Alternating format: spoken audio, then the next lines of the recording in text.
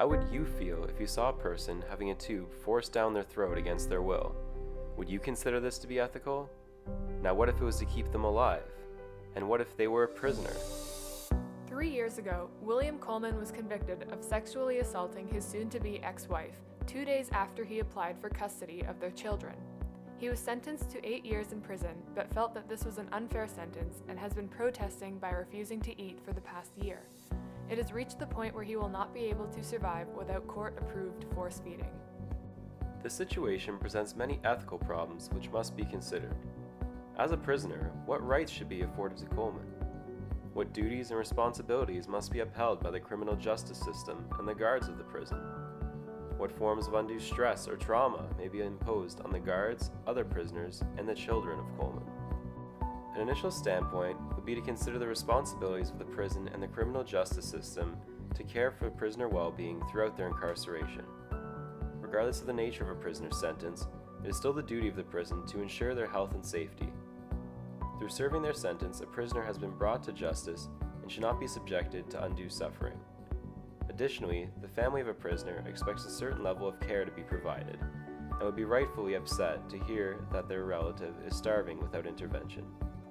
Conversely, even under proper care, the conditions in prison are far from pleasant, and as such, one can understand how the death of the prisoner may appear as the best option. Especially from the perspective of a family member who is aware of the prisoner's suffering, death might seem like a more compassionate alternative to continued hardship. However, with the same perspective towards suffering, consider how the prison guards are affected by watching Coleman starve himself to death.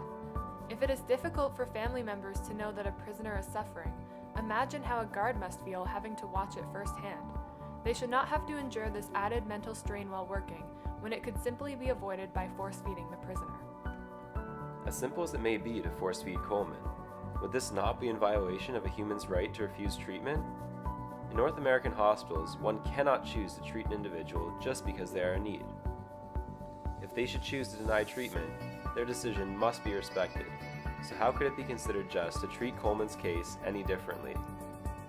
Yet by very definition of becoming a prisoner, one forfeits many of their rights. While Coleman would retain his basic human rights, liberties such as privacy and the right to refuse life-saving nutrition would surely no longer stand.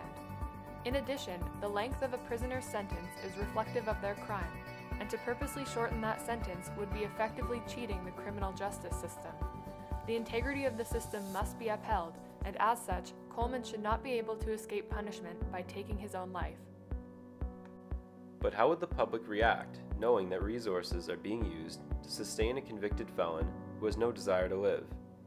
Even if the prison has the responsibility of ensuring the health and safety of their prisoners, is it really worth using valuable resources to keep one prisoner alive unwillingly, when these resources could be used to help better the lives of other prisoners in need? On the other hand, many problems could arise if prisoners found out that Coleman was allowed to starve himself to death. Prisoners may consider following Coleman's example, and the number of suicides within the prison could increase. They may also lose faith in the care being provided to them by the prison, and raise concerns for their well-being and security. Furthermore, when suicide occurs in prison, the potential need for counseling other prisoners increases. As such, the force-feeding of Coleman would not only benefit him, but also his fellow inmates. While a case can be made for both sides of the issue, ultimately we believe that the most ethical decision would be to force-feed Coleman. Through his incarceration, Coleman effectively forfeited his right to refuse treatment, and thus should be fed not only for his benefit, but also for the mental well-being of the prisoners and guards around him. It is the responsibility of the prison to protect Coleman's life and by extension, make an effort to preserve all lives that can be saved.